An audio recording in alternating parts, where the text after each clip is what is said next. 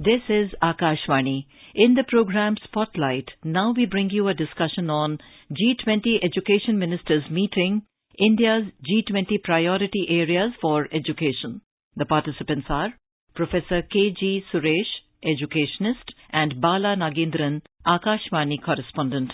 Education is not the foundation upon which the civilization that has been built, but it is the architect of humanity's future. This beginning remarks of the Prime Minister of India at the G20 Education Ministers Meet opened the doors for discussion.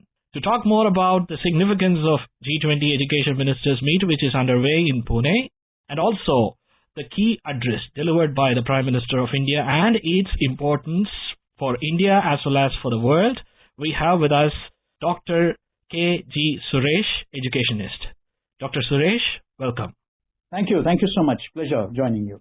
I would like to start from the point of view as we, the Indians, hosting G20 presidency. That is known to the world that India is doing phenomenal job in hosting G20 by various working group meeting as well as various negotiations, various dialogues. However, as you being the educationist, I would like to know from you, Dr. Suresh, that how significant is this G20 Education Ministers Meet?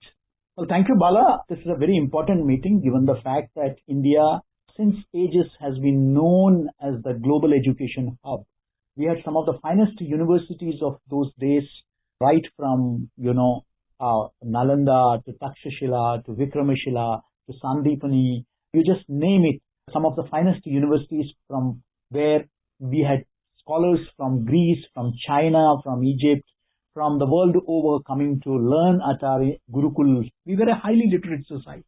And this has been our tradition, our legacy, and it is but natural that today we are hosting the Education Ministers Conference under G20 because it is important for us not only to showcase our legacy, our history, but also the tremendous progress we have made. Some of the finest doctors in the world, some of the finest entrepreneurs in the world, some of the finest managers in the world, some of the finest scientists in the world, some of the finest software engineers in the world come from the corridors of these educational institutions like IITs, IIMs, and the universities of this country. So the world should know about India's education system, and we should learn from the world that's how they are experimenting, because together we have to create a new world, a better world. And that's somewhere, G20 for this government, it is not just a tokenist event unlike in the past where you have some presidency and you have some big events in some big cities. Now the attempt is to take G20 to the grassroots level, make it relevant for the people. These experts are traveling across India from all over the globe and they're talking about their experiences, their experiments, which I believe is very critical in reshaping our outlook, our mindsets.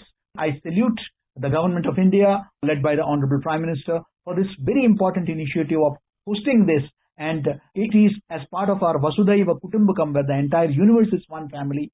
We are learning from them and they are learning from us. Absolutely. As you pointed out, making the world better. Today, the Prime Minister has given various key points in his address, and I would like to discuss on those aspects. First is that the Prime Minister mentioned about foundational literacy and numeracy, which is one of the key priorities of this G20 Education Ministers Meet. He also highlighted the initiatives taken by India to achieve the target of foundational literacy and numeracy, and also he called for a time-bound implementation. So could you tell us, Dr. Suresh, what do we mean by foundational literacy and numeracy and how India is going on target to achieve this? The National Education Policy 2020 has already set its eyes, its target, that by 26-27, children studying up to third standard, we would have attained universal literacy and numeracy. That's the target we have set for ourselves. So we are not just talking, giving ideas. We have already started implementing that. Now, if you remember, Bala, earlier we used to talk about the 3 R's, the reading, writing, and arithmetic. That used to be the, kind of 3 R's we used to talk about. But how is this different? This is different in the sense that the fundamental literacy and numeracy is no more just about writing. I mean, it is about listening. It is about comprehension. It is about oral vocabulary. It is about extended conversation. Because communication skills are very critical for personality development. And when a child starts communicating orally, because that's how a child begins its journey, it doesn't straight away start writing. It starts speaking first. So once it starts speaking, then we develop its taste towards writing skills, reading skills. But the most important aspect is reading. Students are not able to pronounce. Students are not able to put sentences together. So this is very important. Then comes the basic numerics, which are very essential, I think, for every human being. You have additions, subtractions, division, multiplication, which I think that every child is today dealing with. We are in digital India. They are going to shops. They are going to markets. They are handling. When a child is given this basic training, the basic understanding of maths leads to critical thinking, leads to problem solving. These are the two critical pillars of national education policy. Now, please understand that we have had a tradition from Aryabhatta to Bhaskaracharya of mathematics in this country. It is our ancestors who developed zero. It's our ancestors who gave algebra to the world. But we somewhere lost it along the journey. It's important that we revive that. But unfortunately, over the last few decades, our education of just system of cramming and cramming learning by rote has somehow developed a dislike, an indifference to mathematics. British Prime Minister Rishi Sunak also insisted on the importance of mathematics for British children.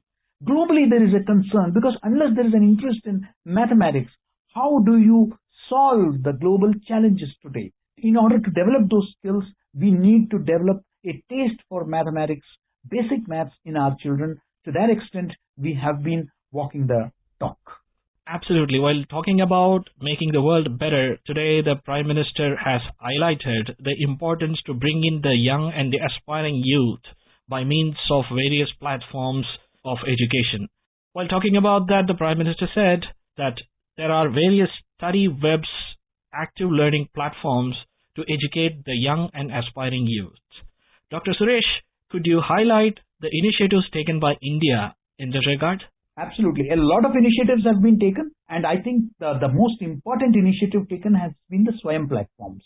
You know, the SWAYAMs are basically massive open online course platforms, wherein a student at the leisure of his home, at the leisure of his time, can actually get access to high quality content, educational content, high quality lectures, high quality lecture demonstrations by perhaps the top notch specialists from across the globe who are talking on a variety of disciplines across the streams, and they're talking about subjects, and this content is available today on SWAYAM platform, and at the leisurely comfort of his home or whichever hour of the day he or she wants to access that, this is available. And believe me, this is not just for fun. These are courses which provide you credits which have been approved by the University Grants Commission, credits which comes under the credit framework of the UGC, and this adds to your credits. This can also contribute to your academic credit bank, and subsequently, if you go for a specific course, this can be transferred. So these are the advantages. Now, this is something that has found a lot of takers across the country. And in addition to that, there are SWAYAM Prabha platforms. The SWAYAM Prabha platforms, again, are high quality education content through 34 channels. Now, these are run by the Educational Multimedia and Research Centers of the UGC, which again is being the nodal agency, being the Consortium for Educational Communication, CEC, of which I am a governing board member. And this content is today available free of cost to people in all the languages. That's interesting. So I think India has taken the global lead in this, and it is a role model. While talking about taking the global lead, Dr. Suresh, I would like to ask you from the point of view of skill development. Even today, to G20 Education Ministers Meet, as well as to the world, India has given skill mapping. Actually, India is doing skill mapping, and we have given them to adopt. So what do we mean by this skill mapping, and how is it going to benefit to educate and upskill, reskill the young aspiring youth for a long run? Bala, we have been ad nauseum talking about unemployment and preparing graduates without any purpose, without any motive. Once you grow up, after passing out of school, you have to enroll in the college, and from college you go to the university and then come out, and you will find many stories about PhD holders being auto rickshaw drivers and all that stuff. This we have been hearing for ages, and that is precisely because we never did a skill mapping. So without understanding that, because your parents want you to be a doctor, you try to become a doctor. Your parents want you to be an engineer, you try to be an... So we are imposing our will on our children without realizing their latent talent, their abilities, and they are just growing up without any plan. This cannot happen. You need to, if you want to generate employment, if you want to have skilled workers, if you want to promote entrepreneurship, it's very important that skills, the inherent ability of the student is realized. And for that, it is important that skill mapping is done so that wherever deficiencies are there, trainings are imparted to cover up those deficiencies. Wherever the strengths are there, that is further honed to ensure that these skills develop into entrepreneurship skills. But I think that this skill mapping is very important because we are talking about 138 crore people, and to ensure that this massive human resource becomes our strength and not our weakness, it is important that we do this skill mapping. While talking about all this, Dr. Suresh, it brings me to another topic of discussion. That is, now we have ensured to the world that they cannot ignore India in any decision-making forum, and we are witnessing it. Absolutely. Nobody can ignore India. So, what do you think as an educationist? What would be the outcome after this G20 education ministers meet? Already we have reached a stage where Indians are leading, are the CEOs of so many global multinationals. Our people are now heading countries. Earlier we used to talk about countries like Singapore, or people of Indian origin are there. But today we have every fifth human being is an Indian. We are bound to be leading the world in the coming days. 21st century is going to be India's century. So it is but natural that education is that power which is going to decide how we are going to lead this world. So the emphasis is on decentralizing, democratizing, and strengthening, improving the quality of education.